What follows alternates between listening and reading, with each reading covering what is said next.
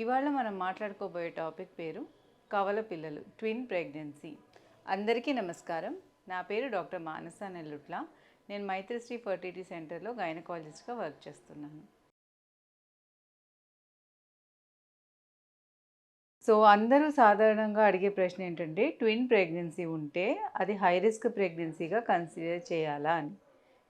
Yes, definitely twin pregnancy is a high risk pregnancy. ఎందుకు అంటే, ఒక సింగిల్ బేబీ ఉన్నప్పుడు ఎలాంటి రిస్క్ ఫ్యాక్టర్స్ అయితే ఉంటాయో అవన్నీ ట్విన్ ప్రెగ్నెన్సీలో డబుల్ అవుతాయి అన్నమాట.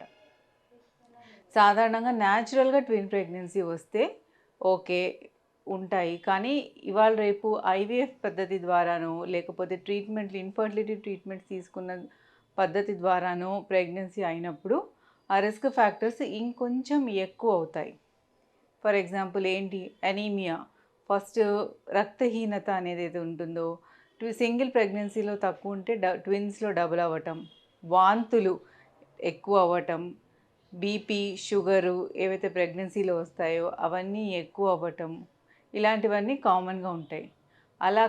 అవే కాకుండా మాయ అనేది పాపలో ఎలా ఉంటుంది, ఇద్దరు బేబీస్ సపరేట్గా ఉంటారు. కొన్నిసార్లు ఏ బేబీకి ఆ బేబీ మాయ సపరేట్గా ఉంటుంది. అలా ఉన్నప్పుడు తక్కువ రిస్క్ ఉంటుంది. కానీ కొన్నిసార్లు ఇద్దరు బేబీస్కి ఒకటే మాయ ద్వారా రక్త ప్రసరణ జరుగుతుంది. బేబీస్ రెండు సపరేట్ శాక్స్లో ఉన్న మాయ మాత్రం కామన్గా ఉంటుంది. దాన్ని మోనోకోరియానిక్ డయామ్నియాటిక్ ట్విన్ ప్రెగ్నెన్సీ అంటారు. అలాంటప్పుడు రక్త ప్రసరణ కామన్గా ఉండడం వల్ల రిస్క్ ఫ్యాక్టర్స్ ఇంకా ఎక్కువ ఉంటాయి. ఇంకొకసారి మోనోకోరియానిక్ మోనోయామ్నియాటిక్ అంటారు. అంటే ఇద్దరు కవల పిల్లలు ఒకే శాక్లో ఉండి ఒకే మాయ ద్వారా రక్త ప్రసరణ జరుగుతుంది.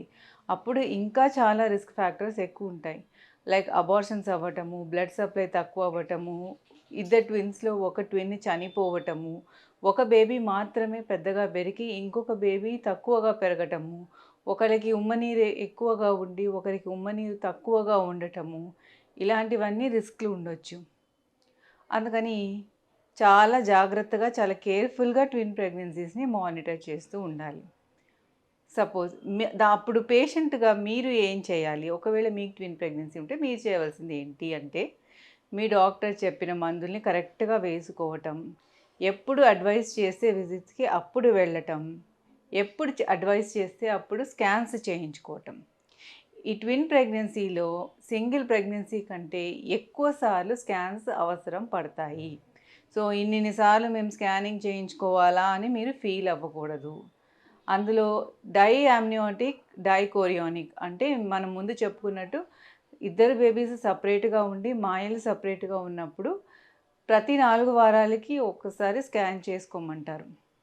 అదే మోనోకోరియానిక్, డయామ్నియాటిక్ అలాంటి కండిషన్లో అయితే ప్రతి 15 రోజులకి ఒక్కసారి స్కాన్ అవసరం పడవచ్చు. చాలా క్లోజ్గా మానిటర్ చేయాలి బేబీస్ని. ఈ రక్త ప్రసరణ అనేది ఎలా ఉంది, గ్రోత్ అనేది ఎలా ఉంది, ఒక బేబీ పెద్దగా పెరిగి ఒక బేబీ చిన్నగా ఉందా, గ్రోత్ డిస్కార్డెన్స్ అనేది ఉందా, ఇలాంటివన్నీ చూసుకోవాల్సి వస్తుంది. సో ఇవి మీరు గుర్తుపెట్టుకోవాలి. తర్వాత ట్విన్స్లో ప్రీ టర్మ్గా డెలివరీ అంటే ఒక ఫుల్ సింగిల్ బేబీ ఉన్నప్పుడు 37 వారాలు దాటిన తర్వాత ఫుల్ టర్మ్ అంటారు. బట్ ట్విన్స్లో వాళ్ళ మాయ ఎలాంటిది ఉంటుందో దాన్ని బట్టి 36 వారాల తర్వాత కానీ 35 వారాల తర్వాత కానీ బేబీస్ డెలివరీ అయ్యే అవకాశం ఉంటుంది. కొన్నిసార్లు అంతకంటే ముందే, అంటే నెలలు నిండక ముందే ప్రీటర్మ్గా కూడా డెలివరీస్ అయ్యే ఛాన్సెస్, రిస్క్లు ఉంటాయి.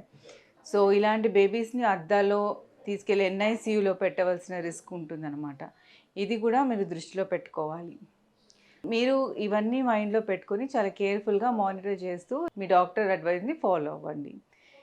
అండ్ ఎప్పుడు కానీ అడ్వైస్ చేసిన ట్రీట్మెంట్ని మిస్ అవ్వకూడదు. తర్వాత ఇంకొక కామన్ క్వశ్చన్ ఏంటి పేషెంట్స్ అడిగేది, ట్విన్స్ ఉంటే నార్మల్ డెలివరీ అవుతుందా అని. తప్పకుండా అవుతుందండి. ఒకవేళ అది న్యాచురల్గా కన్సెప్షన్ అయ్యి ఇద్దరు ట్విన్స్లో ఫస్ట్ ట్విన్ తల కిందికి ఉంటే మదర్కి ఎటువంటి వేరే రిస్క్ ఫ్యాక్టర్స్ అనేవి లేకపోతే నార్మల్ డెలివరీ అయ్యే అవకాశం ఉంటుంది. కాకపోతే ఒకటి ఏంటంటే, ఫస్ట్ ట్విన్ సేఫ్గా బయటకు వచ్చినా కూడా సెకండ్ ట్విన్ అనేది ఎదురు కాళ్ళతో ఉన్న, అడ్డంగా ఉన్న డెలివరీ అనేది డిఫికల్ట్ అవ్వచ్చు. సెకండ్ బేబీ కోసం కూడా సిజేరియన్ చేయాల్సిన అవకాశం రావచ్చు.